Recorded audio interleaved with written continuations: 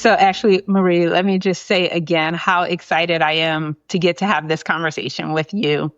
And I think it's really important that we acknowledge how much things have changed over the past couple of decades. And, you know, acknowledging there has been some backlash, but really the visibility, the acceptance of transgender people really has increased a lot over the past 20 years.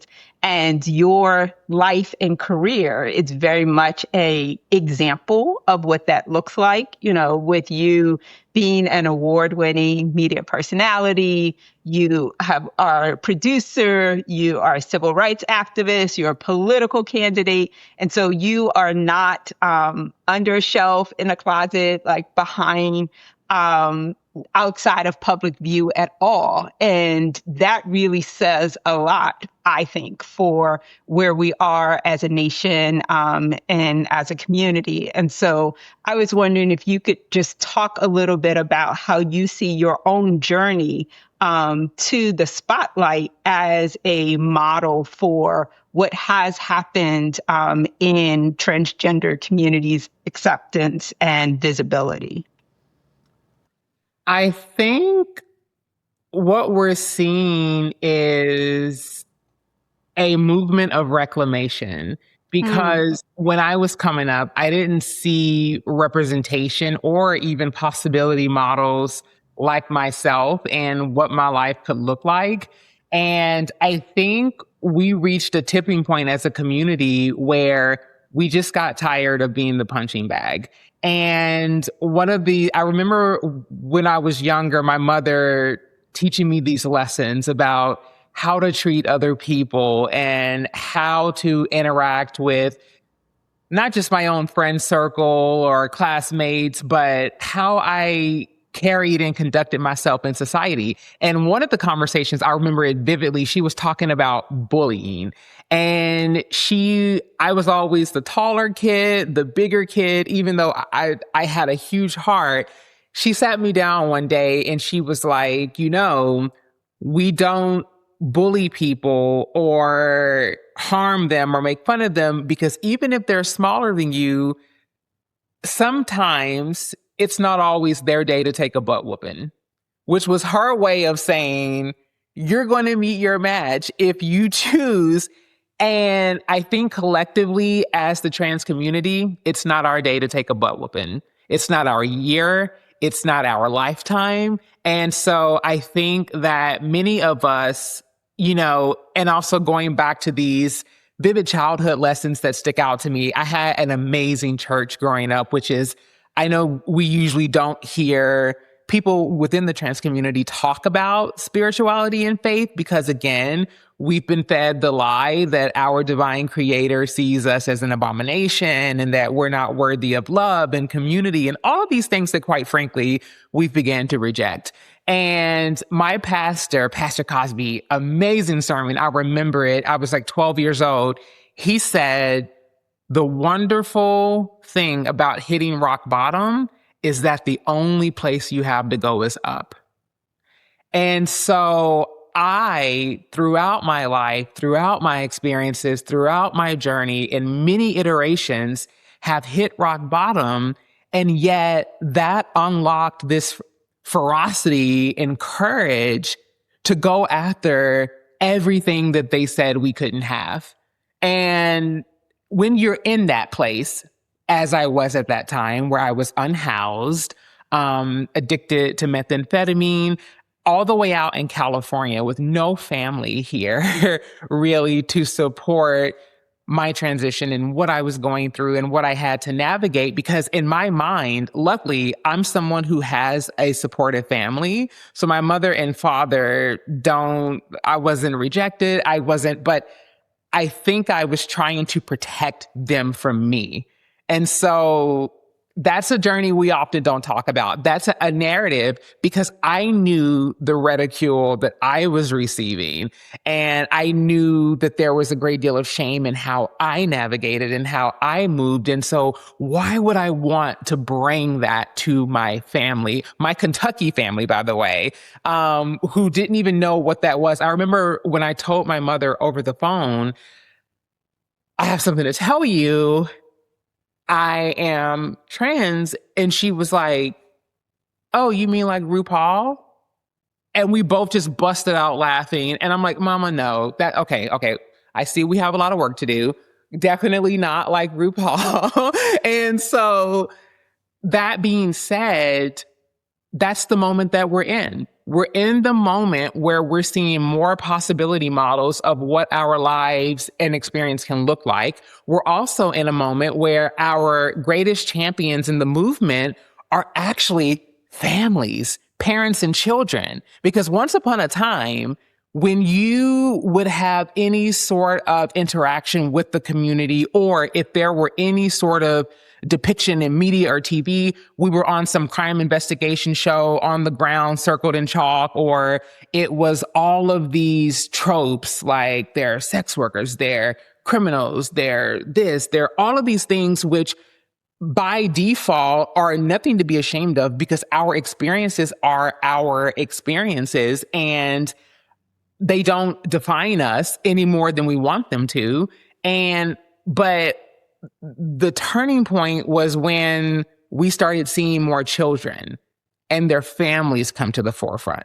Because you may be able to say those things about an unhoused young adult, but you can't place that on a child. All of those tropes immediately are thrown out the window.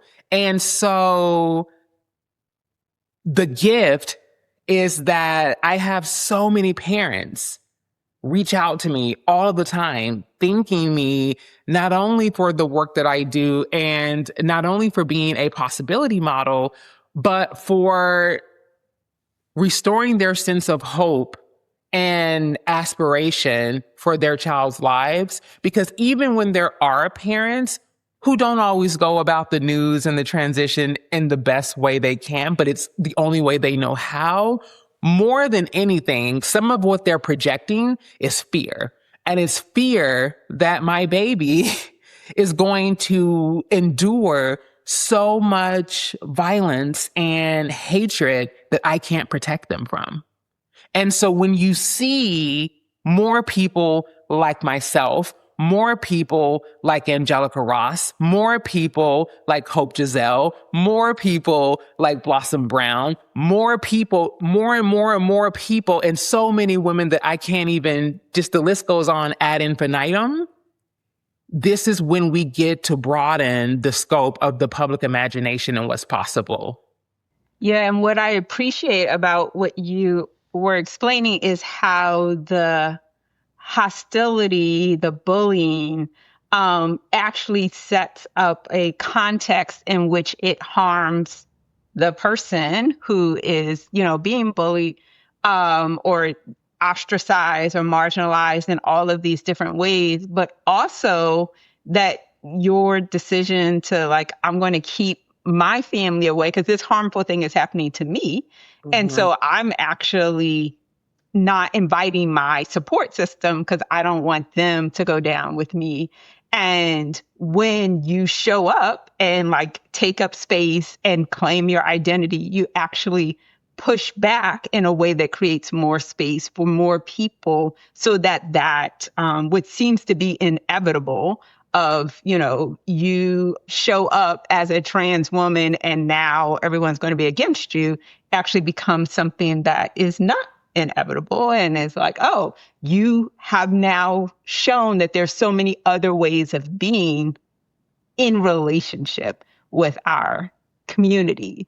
And yes. I want you to talk a little bit about your Thrive Over 35 campaign and how it amplifies and just enhances our understanding of the joy, the life, the vibrancy that Black trans women come with. So it's not just stereotype or a chalk around a person on the ground.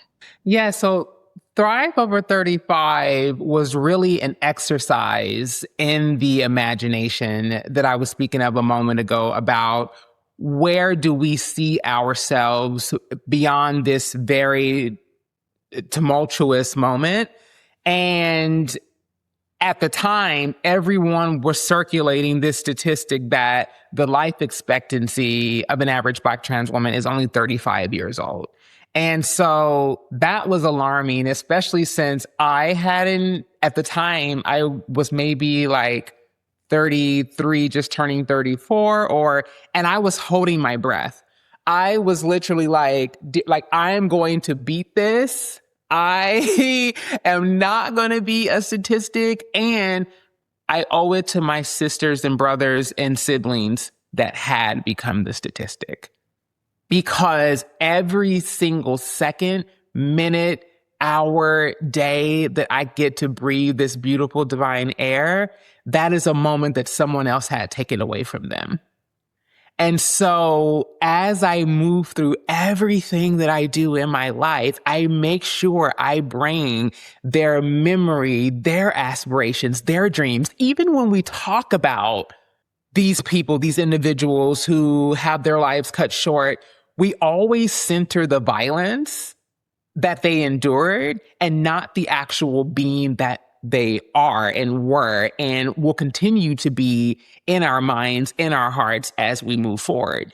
And so Thrive Over 35 was really just an invitation for us to see our futures beyond the casket, beyond the trope, beyond the stereotype, beyond the barriers and these boxes that people would have us exist in. And it's like going from one box socially to another literal physical box buried 6 feet under. And so at that time, it was a declaration of the fact that I'm not going down like that without a fight, and you shouldn't either. And what was so beautiful about that moment was, so I had a cake commissioned for, I believe it was my 34th birthday, and I actually had photos of all of the Black trans women who had had their lives cut short before the age of 35. And it was such a beautiful moment, and yet it was a heavy one because several of the parents reached out to me when they saw their baby, their child on that cake, and were thanking me for keeping their memory alive and bringing awareness and attention to their lives and who they truly were. And there were just so many moments that it could have been my mother that got that call. And that was when I saw the opportunity to continue doing this work in a meaningful, beautiful way so that someone else's mother and father didn't have to get that call.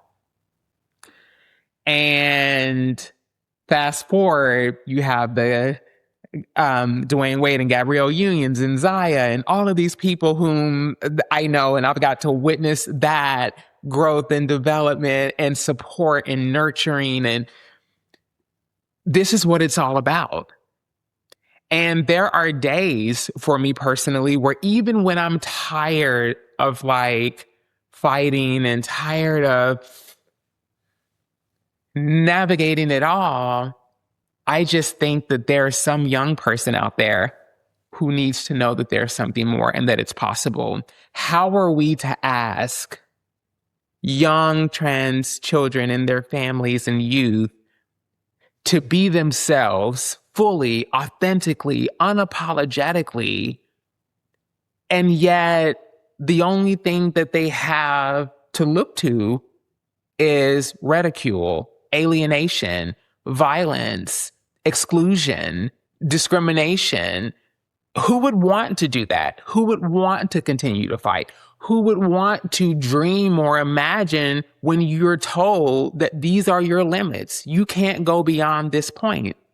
And so Thrive Over 35 was a reimagination of what that can look like. And it was a reminder that martyrdom is not a framework for liberation.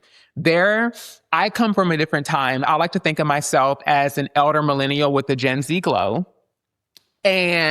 But quite honestly, I remember when the internet came in the mail on a disc and you couldn't use the computer if somebody was on the phone. We all remember that dial-up. So what I remember is that the greatest aspiration or hope that we could have as a community is working for a nonprofit organization.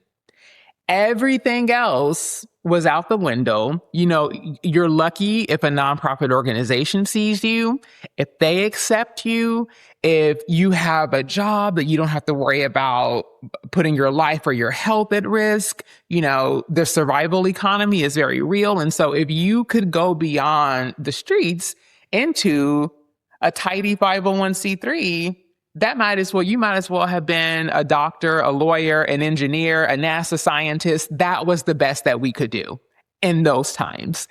And when I took that route, as many of us do, I realized that it wasn't a fit for me because I was only one paycheck away from being in the same predicament as the demographic I served.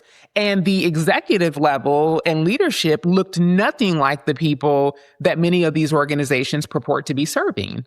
And so therefore, that was a crisis of the conscious for me because I'm like, this feels like a ring or I felt extracted from, and I felt tokenized, and I felt like they would pull us out of the sock drawer when it was time to raise dollars and funding for all of these services and things that we didn't even actively benefit from.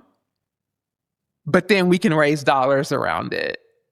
But then we could take your story and package it up into trauma porn and then bring in all these things, but yet you're not actively investing in the lives, in the success, in the health, in the well-being of the people that you're parading around. And so that was when I realized it was a very interesting time. I had randomly started meeting these celebrity friends, that's a whole nother conversation for another chapter and another interview and another day, because I quickly found out some of my faves were not my faves later. But at that time, it was like, wow, I went from quite literally being on the street to now I'm at these Hollywood parties with A-listers and doing all these things. So I was like, what if I could take my new famous friends and show them how to leverage their platforms in meaningful ways that actually give us a platform. We don't need for you to save us. We need for you to share the resources and access in a way that helps us save ourselves. I hope somebody hit pause and rewinded on that part. That's really what we're talking about. And so from that moment, I did that, was in PR and marketing. Then I went into journalism, became the first openly trans editor-in-chief of a national publication, which was crazy because I'm like, how has nobody done that? Because we hadn't. Then I later went on into political ambitions, became the first openly trans person to run for California state office. Again, how was that a thing that no one had done? But why would they? Because we have constantly been given signals and messages and quite blatant statements that they're never going to go for this. And then I also need to stop and pause and acknowledge that there was privilege in this. Because the reality is, and especially at that time, as someone who isn't as visibly trans as some of my siblings, there were spaces that I could gain access to before they even realized it had happened because I didn't show up as an anomaly on their radar.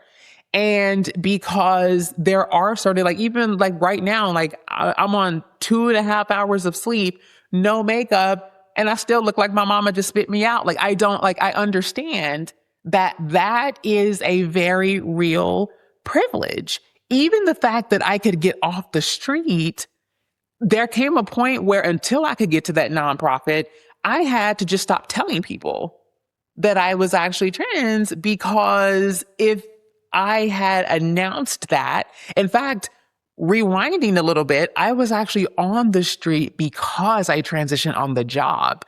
And here's what's funny. When I transitioned on the job at that retail company, not only was it not the men who gave me a hard time, which was really strange. They're actually very nice to me. It was the women, and they were my bosses. And that was heartbreaking, because one of the things I know is that Black cisgender women have always been home for me. I come from a very matriarchal family. Black women don't play about me, and I do not play about Black women, period. And so to have that happen, I was so confused. And then to have it lead to me getting terminated because California is an at-will state. And then it led me to losing my job, being on the streets, and then having to engage in the survival economy, and then having to self-medicate and use illicit substances to numb myself to the soul-crushing things that I had to do in the name of survival. And the privilege that I want to continue to underscore and outline is that, unlike many of my siblings, I didn't get caught, arrested, a record. One time I did, but it was thrown out because I was at the wrong place at the wrong time. And so that historical run that I did, that would have never happened had I had a record or had these things. It would have been much harder, and it definitely would not have been at the state level. And while I'm on the subject, I just want to go ahead and put this to bed, because I see that there's this sort of delineation or distinction between the trans women who are sex workers and the ones like myself who are not, who are career people, who have the respectability aura that surrounds us, that somehow we deem as much better than the other. And I want to make it very clear that that historical run, that me becoming editor-in-chief, history that I've made, all of these things would not have been possible without unhoused Black trans sex workers. Because let me tell you, the reason why Miss Mamas didn't get caught is because there were older trans women who were still out there, and some of my people around my age, but they saw me and they saw this light in me, and they refused to let me go down that path. These women clothed me and fed me. These women, there were times when I was on the boulevard and some stuff would go down and somebody would jump on me, and I'm out there windmilling for my life, and they done tore my hair, done ripped my wig, and then my sister Gina pulls up in her $450 bucket that's falling apart and stopping at every other block, pops her trunk. I got you, sis. She has clothes and all of these different things. There is this Afro-Latina who's walking down the street. She runs into me. They jacked my cell phone. They took everything. And then she says, "Oh my God, I'm so sorry, sis, that happened. I just basically served somebody up for $40, but I'll give you 20. Be blessed. I hope it gets better." Meanwhile, I'm out here begging nonprofit organizations and grants and family foundations and offices to fund my organization and vision. And then here we are back in 2004, and we have people who have absolutely nothing, literally, and the things that they had to do to get the trappings or the accoutrements of the nothing are showing up in this way. You can't tell me, you can't talk bad about Black trans sex workers to me, period. You can't talk about the people that have records and that have been incarcerated and all of these things to me, period. Because I know where credit is due, and where I come from. And so these are more of the stories that I take and I sprinkle into my storytelling. I sprinkle into my media coverage when I have all these conversations and op-eds, and when I do these interviews, and when I do all of these even discourse around, T.S. Madison and how she shows up. And I'm like, first of all, there were times even in this iteration of who I am as Ashlee Marie Preston, it looks good on paper. She's doing that. Meanwhile, I'm about to lose everything I worked for, because when that whole Budweiser thing happened and with Dylan Mulvaney, and we started losing work and we weren't getting booked. And then the current administration, it went from dog whistle to full on howl, and people unapologetically just aren't checking for us. And it was Angelica Ross and T.S. Madison. And one time it was so bad, your girl didn't have groceries, which is crazy. I'm literally on magazines. I'm getting featured. I'm on a stage getting BET Awards, all of this. And this is a real reality. And this is with my privilege, with me living in Beverly Hills and all this. So imagine what that looks like for the average within our community. So that's my take on that. I don't traffic in respectability politics because I'm very clear that it takes all of us, and the product and person and being that I am today and how I show up, there's a lot of people who played a part in that. And they're the people that we don't often celebrate. They're the people that we turn our nose up to and look down on. They're the people that we say, well, they shouldn't be doing this because look at Ashlee Marie Preston. Why aren't they like her? Yeah. And it's like, because they actually spared me a lot of those realities. Yeah, that's so how inequality works, right? Like they love to blame the person rather than recognize how the structure is shaping opportunities, and that the literal box that culturally we were putting Black trans women in manifest in a box, being, unfortunately someone passing and being in the box, or, these very limited life opportunities. And then to use the individual success that you've had as like a weapon against other people, as if, they could have done something so different. But really, I appreciate you showing what it means to actually see people in their full humanity and recognize that who you are comes out of this larger community, and to, in your life, both in what you do, but also in how you speak, really breaking that box apart and allowing people to be seen in their full glory, their full humanity. And it is so healing, empowering, restoring. And I wanted to know if you had just like to define restoration, because that's something that we've been working with in this particular episode. What would restoration, or what does restoration look like for Black trans women, if you could put it in a sentence? I think that restoration for us looks like redefining what liberation is.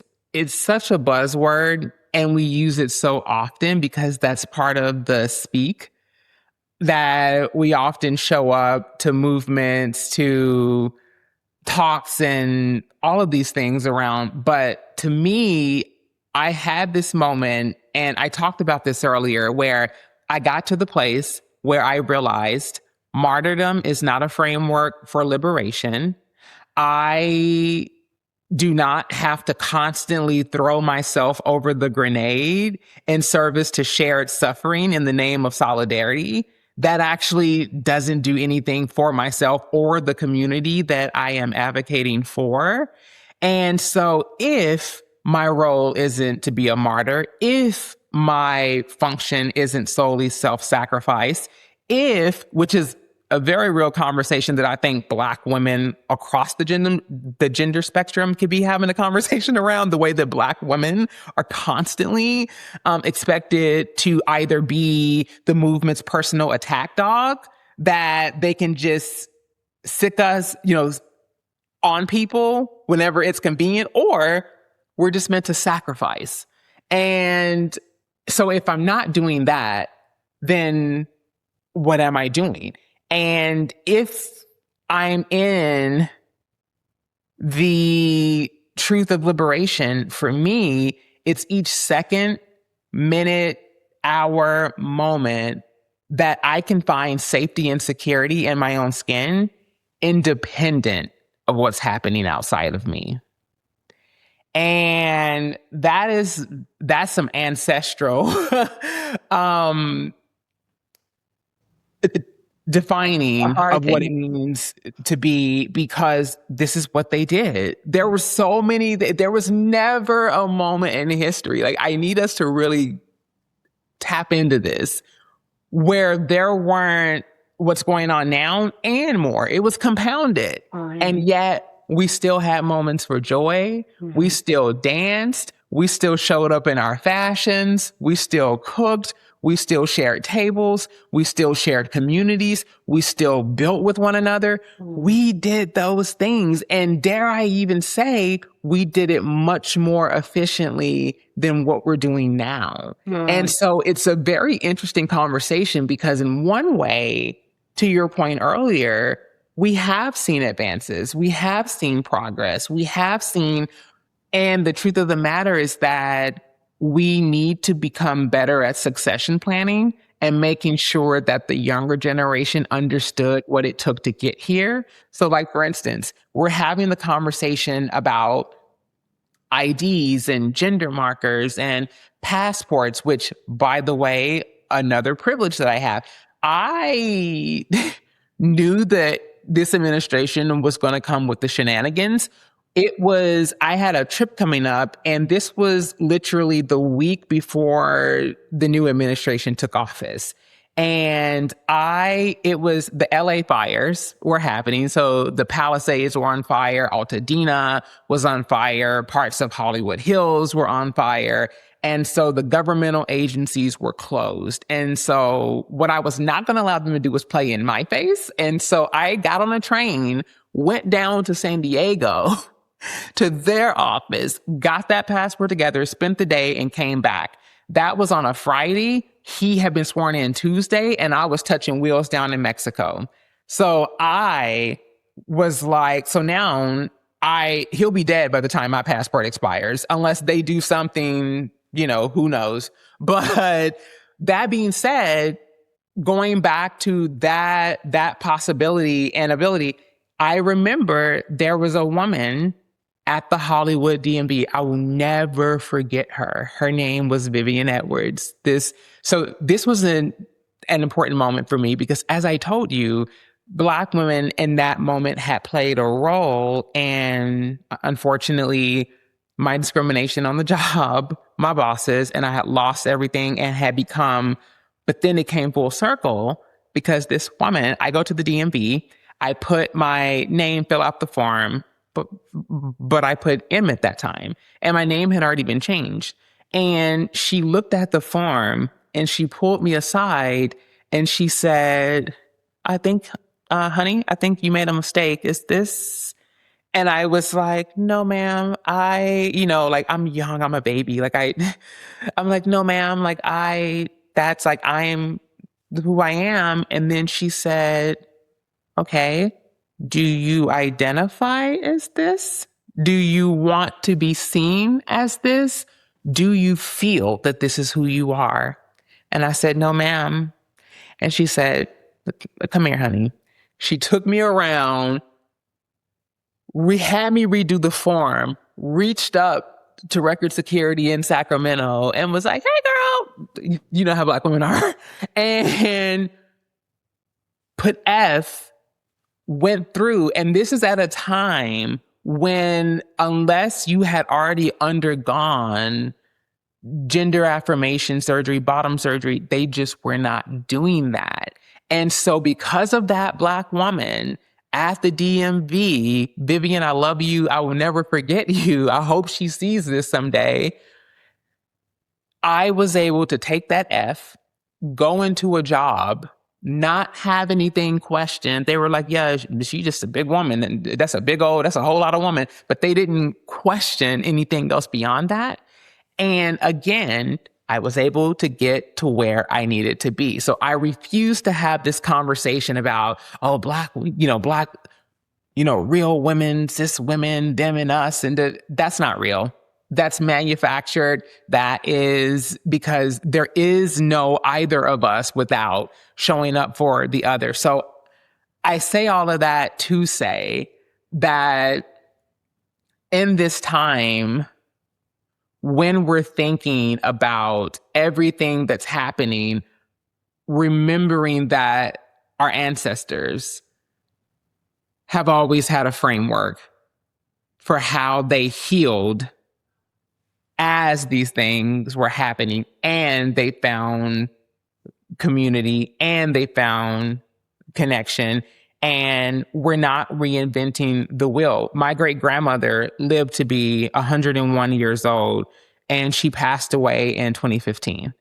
And she made a lot of history. Like, I'm not even going to tell you some of the stories. She was basically Rosa Parks before Rosa Parks, and I adore Miss Parks. Like, she's one of our, and there's newspaper clippings of how she was turning it up down in Louisville, hitting people with bottles who attacked her on the trolley, and all. She was quite a character. And so I come from a long line of powerful matriarchal queens that no matter what was going on, they embodied that joy. And so the thing that I will say, again, we have frameworks. We have South Memphis in 1866. We have, which by the way, Frances Thompson, a lot of people don't know, was a Black trans woman, a formerly enslaved Black trans woman who actually was one of the first Black women to actually testify before a congressional committee that helped ratify the 14th Amendment. Google that. A lot of people don't know it because they want to play in our face and act like and she had this like young 16-year-old girl under her care, Lucy Smith, who she had been caring for. She was a seamstress. They were actually making uniforms for the actual, our troops, like, who fought against the Confederate, yes. And as a direct result, they had endured violence. They were survivors. And that led to the testifying before the congressional committee that actually helped do that. Then we have St. Louis in the early 1900s. We were thriving in our own suburbia. Then we have the Greenwood district of Tulsa, Oklahoma, aka Black Wall Street. We had a very solid framework for what economic empowerment, what it meant to invest in one another looked like, all of those things. And so what I will leave you with in this moment, and really what I want to touch on, is that at a time where all of these things are being, our rights, our sense of safety and self are being tested, we should really revisit our strategy and our framework. I have a lot of friends in the activist space who are talking about dismantling systems. And I'm going to be controversial and say that I don't think that that's the best budget of our bandwidth. Why would we continue dismantling systems that are already collapsing under the weight of its own mass? Wouldn't it be a much better strategy to divest in the ways that they've quite frankly divested from us? Hello. And reinvest in one another so that we have the fortitude and the strength and the capacity to build something better in its place. I love that. And lastly, what I will say, the reason why this is important is because I think many of us have forgot the function of activism. And the function of activism is activation. What is it that you mean to activate? Is it attention? Is it access? Is it acceptance? None of those things are inherently bad, but I'm beyond the point of please see me, please love me, please accept me. What I'm trying to activate is this ability to be in a perpetual state of creation and flow and to be able to thrive together collectively. And so that's the question that I want to leave everyone with is what is it as an activist or as an advocate to remember that the function of those two are activation.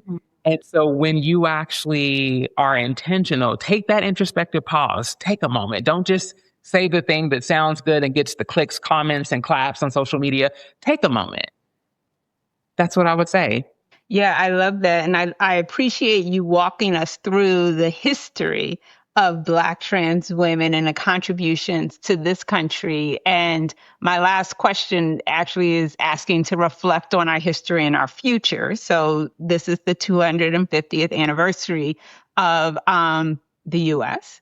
And if you could share a dream that you have for Black trans women in our nation in the next 250 years, right? Like, what do you see us contributing and us receiving and us expressing that would be a fuller manifestation of the kinds of power, joy, and community that you've been sharing with us today? I would say my vision is to expand the borders and boundaries through which the ideals around democracy exist.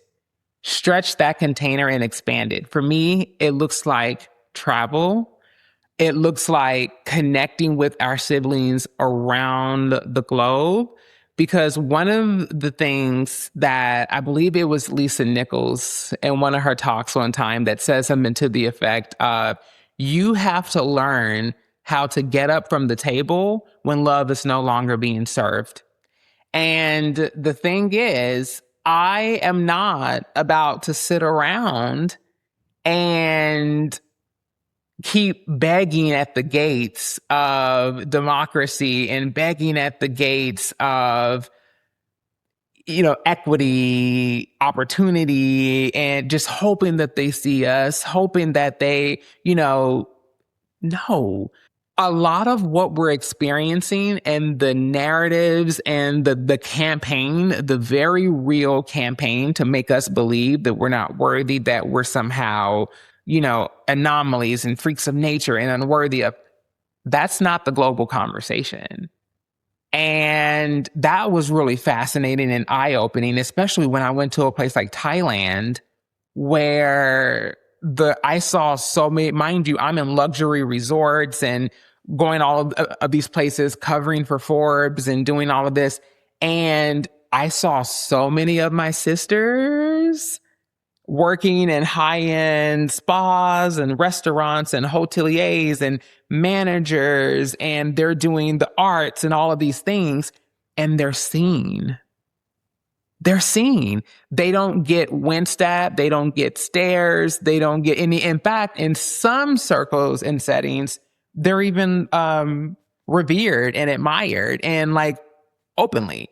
And so the thing is, I want us to, for the next for this 250 and the next, the values and philosophies that make us proud to be an American can exist beyond those borders. And so one of the things that I'm actually working on, again, going back to privilege, if you don't use it, you lose it.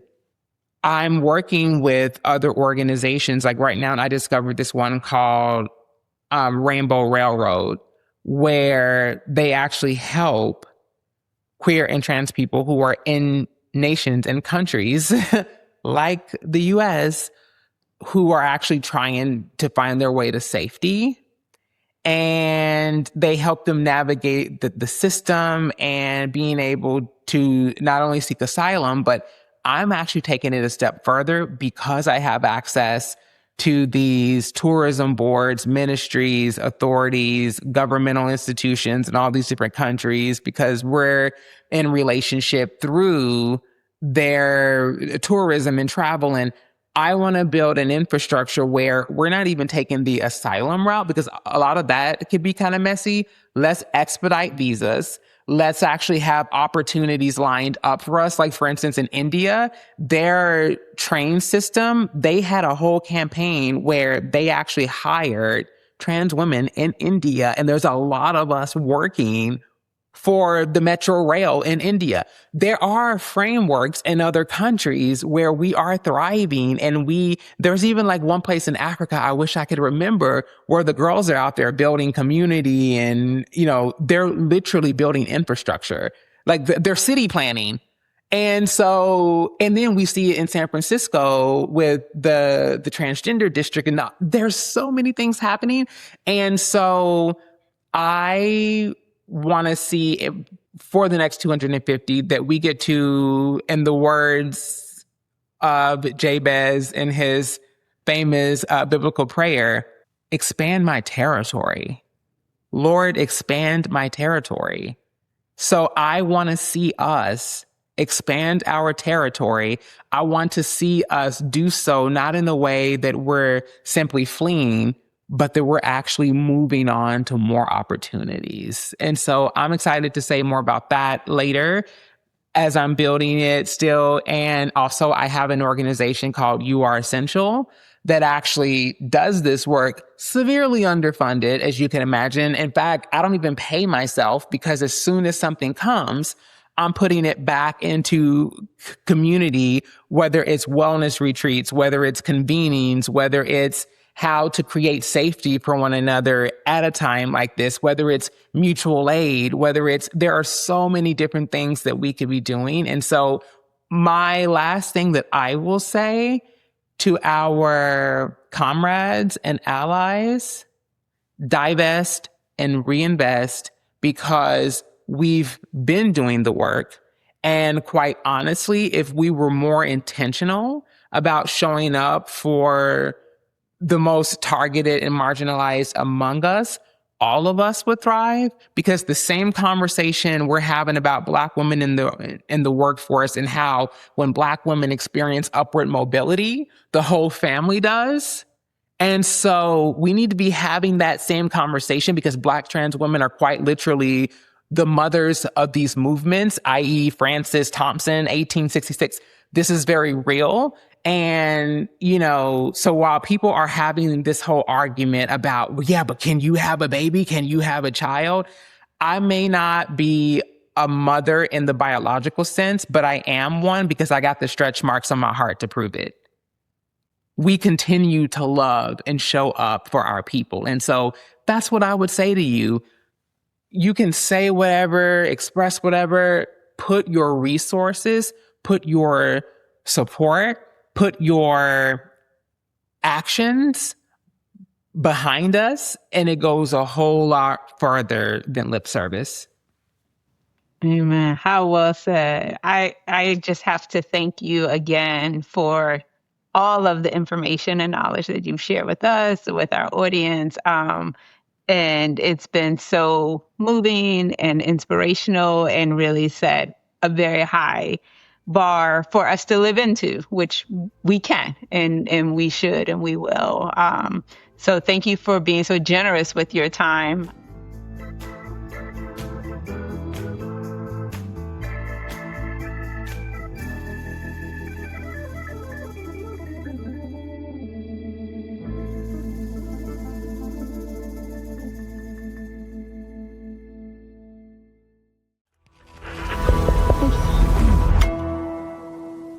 Resonate.